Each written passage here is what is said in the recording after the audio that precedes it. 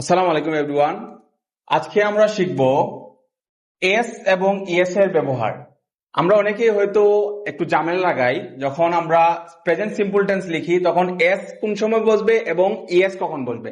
আমরা সাধারণত জানি যে সাবজেক্ট যদি থার্ড পারসন সিঙ্গুলার হয় তাহলে ভার্বের সাথে এস বা ইএস বসে, বাট অনেকেই আমরা জানি না এসটা কখন বসবে এবং ইএসটা কখন বসবে।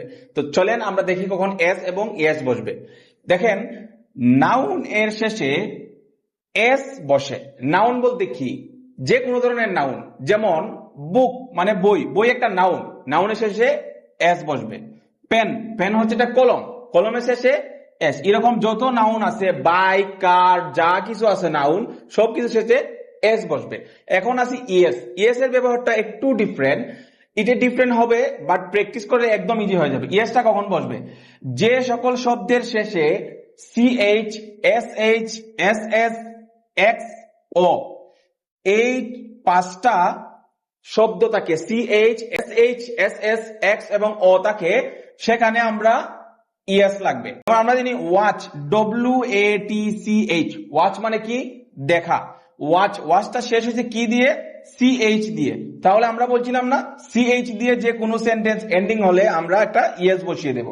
তারপর আবার আমরা পরেরটা আসি, ব্রাশ। ব্রাশ মানে কি? ব্রাশ মানে ব্রাশ, যেটা দিয়ে আমরা দাঁত মাজি। তাহলে ব্রাশের শেষে আমরা SH, তার আমরা বলছিলাম SH হলে এটা শেষে কি বসবে? একটা ইএস বসবে, তাহলে একটা ইএস বসিয়ে দিলাম। তারপরে আমরা আসি ডবল এস হলে আবার একটা ইএস বসবে। ডবল এস হলো ক্লাস, CLASS, ক্লাস। তাহলে ক্লাসের শেষে একটা ইএস। এরকম আরো যে আছে, এক্স থাকলে যেমন বক্স, বক্সের সাথে একটা ইএস বলবে কারণ এক্স আছে। হিরোজ, আমরা জানি হিরো, হিরো হচ্ছে হিরো, তাহলে হিরোর শেষে হচ্ছে ও থাকলে হবে একটা ইএস হবে। আর দুইটা জিনিস আছে, যেমন দুইটা ভার্ব আছে যেগুলো আমরা বেশি ইউজ করি সচরাচর, যেমন গো এবং ডু।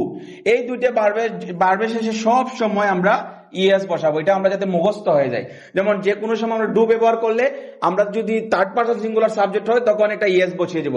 যেমন আমি স্কুলে যাই, I go to school, SCHOOL, school.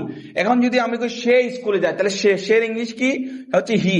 তাহলে হির সাথে কি বসবে? সাবজেক্ট থার্ড পারসন হলে থার্ড পারসনের সাথে ভার্বের সাথে একটা ইএস বসবে। তাহলে ভার্ব হচ্ছে গো, আমরা জানি গোর সাথে ইএস বসে, তাহলে es, goes to SCHOOL, school. এই হলো আপনার এস এবং ইএস এর ব্যবহার।